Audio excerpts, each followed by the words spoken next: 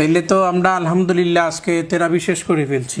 এখন ইয়ে করেন, ওই হাবিব সাহেবদের হাদিয়া কি দিয়া দিলে কি মুসল্লিদের কি জিজ্ঞান। আসসালামু আলাইকুম ওয়া রাহমাতুল্লাহি ওয়া বারাকাতুহু। আর আব্দুর রহিমের বাপে টাকা দেয় নাই কিন্তু তারাবির, এটা মনে রাখেন। মুসল্লি সাহেব আপনারা আছেন কেমন? আলহামদুলিল্লাহ, আমাদের ঐতিহ্যবাহী এই বখিলপুর জামে মসজিদে, আমাদের এই বখিলপুর জামে মসজিদ অনেক নাম করা একটা মসজিদ। আমরা গ্রামবাসী সবাই স্বতঃস্ফূর্তভাবে টাকা পয়সা দিয়ে প্রায় 1.5 কোটি টাকা খরচ করে মসজিদটা বানাইছি।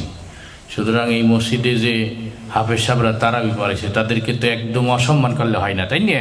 ঠিক, তাদেরকে একটা মানসম্মত হাতিয়া দেওয়া উচিত। উচিত। তো আমরা অনেক কষ্টে মুসল্লিদের কাছ থেকে চাঁদা উঠাইছি, তারপরে আমি দিছি, সেক্রেটারি সব দিয়েছে, আমরা আমাদের সামর্থ্য অনুযায়ী দিছি।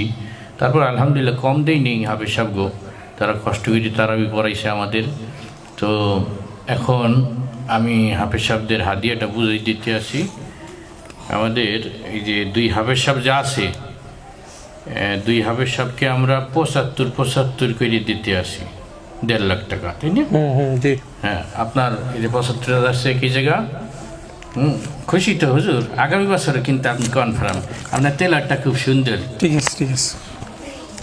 তারপরে আপনার এই যে 75,000, আপনার টেলার তো খুব সুন্দর। হ্যাঁ, আগামী বছর আপনি আসবেন। ইমাম সাহেবটা দিয়ে দিন। হ্যাঁ, ইমাম সাহেব আমাদের সারা বছরই তো বেতন পায়। ইমাম সাহেবের তো রানিং আসি হাদিয়া, তাই না? তাই ইমাম সাহেব তারপরে ঈদ কুরবানি আইসে, তারও তো একটা পরিবার আছে, ওই বিবেক আমাদের আছে। তারপর আমরা মুসল্লিরা তো গরিব মানুষ, দেখা গেছে যে ওই হাফেজ সাহেবকে দিতে দিতে টাকা পয়সা, আবার কারেন্ট বিল দিতে হয়, এসির বিল দিতে হয়, সব মিলে আমরা তেমন একটা না পারলেও খারাপ দিই নেই। হুজুর আপনাকে 2500 টাকা দেওয়া হয়েছে। হ্যাঁ, আপনি এইটা নিয়ে আপনার লাশটাকে নিয়ে ঈদে ঈদ করে বাজার ঘাট করবেন, লাশটার সময় কিনবেন। আলহামদুলিল্লাহ আমরা সবাই খুব আনন্দিত যে আমরা 1.5 লক্ষ টাকা আমরা হাফেজ সাহেবদেরকে দিছি। আর সব অবদান কিন্তু আমাদের, সবচেয়ে বেশি অবদান আমাদের সভাপতি সাহেবের। আমিও ওনার সাথে কষ্ট করেছি। আর সবচেয়ে আরো একটা খুশির সংবাদ হইল যে আমাদের যে মসজিদের ইমাম সাহেব দীর্ঘদিন যাবত আসলেনি, গত বছর আমরা ওনাকে হাদিয়া দিয়েছিলাম রমজান উপলক্ষে 2000 টাকা। এবার আমরা 500 টাকা বেশি দিয়েছি। বলেন আলহামদুলিল্লাহ। ইনশাআল্লাহ এভাবে আস্তে আস্তে আমরা সবাই বাড়বো। ঠিক আছে, আগামী বছর 2600 টাকা দিব, এরকম বাড়বো। কি করেন সভাপতি সাহেব? তা আমাদের ইমাম সাহেবকে একটু অনুভূতি প্রকাশ করার জন্য দিই। হুজুর কিছু বলেন। হুজুর কি ঘামাই গেছেন? পানি দেখা যাক। রহমতের বৃষ্টি। আল্লাহ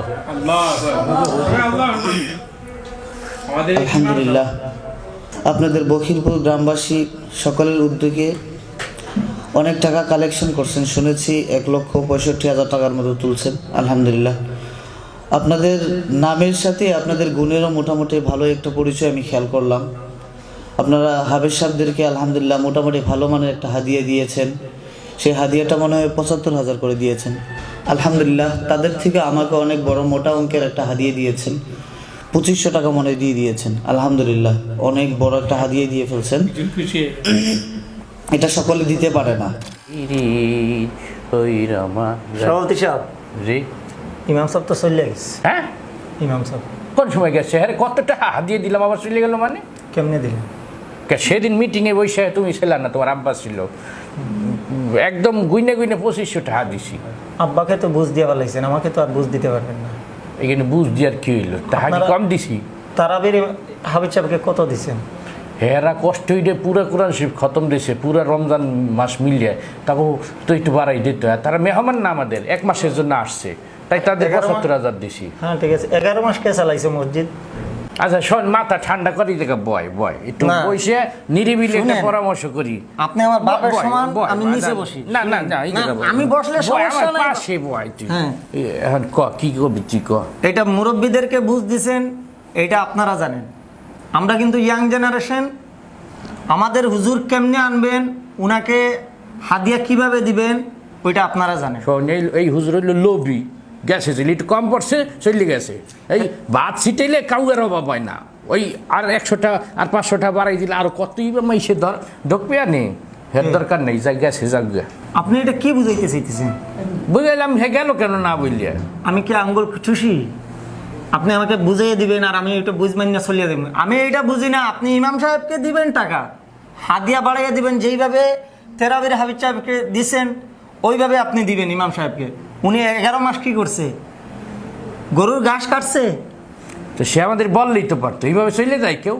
আচ্ছা ঠিক আছে, এটা আপনি জানেন আর আপনার কমিটিও জানেন, ঠিক আছে? আপনি যখন দিতে চাইতেছেন না, এটা আমরাও বুঝছেন, ইয়াং জেনারেশনরা কি বুঝবা আর কমিটি কিভাবে টিকে কিভাবে থাকে এটাও আমরা দেখে নেব, ঠিক আছে? বাজান বাজান শোন শোন শুনেন, শোন শোন মস্কারির একটা সিস্টেম আছে। আচ্ছা ওই এখন কি হর মেয়ে ক তুই বেটা এসে খালি চাটলে বুঝেই বলতে হবে না, আমরা বয়স হয়েছে না, একটু বুঝেই কয়। কেন আপনারা বুঝবেন না কেন? এখন কি করতে হবে একটু আমার বুঝাই ক, আমার মাথা কাম করে না।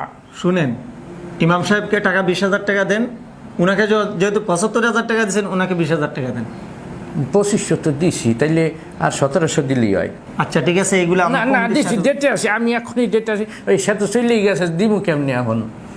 দেন, বিকাশে পাঠান, আমার কাছে নাম্বার আছে, বিকাশে পাঠান। বাবা হুজুর 5,000 টাকা বেতন পাই, আবার বিকাশও খুলে ফেলাইছি।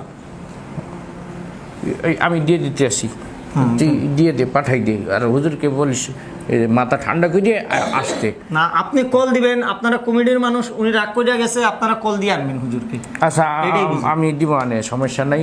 আর এই রোজার পর বেতন একটু বাড়াই দিব আনে, ওনারে টেনশন করতে মানা হইলিস। হ্যাঁ আচ্ছা ঠিক আছে। আপনি সভাপতি আছেন, সভাপতি জায়গাটা থাকেন, সবকুল বজায় রেখা চলাফেরা করেন, ঠিক আছে? ওকে, গেলাম বাবজি। যদি আমার বেয়াদবি হয়, আল্লাহ আস্তে মাফ করিয়া দিন। আসসালামু আলাইকুম। ইয়ং জেনারেশনের আগের মতো নাই রে, সব সচেতন হয়ে গেছে। দুর্নীতি কমাই দিতে হবে, সব জায়গায় দুর্নীতি করা যাবে না। আল্লাহর ঘর ইবাদতের জায়গায় ইবাদতই করতে হবে।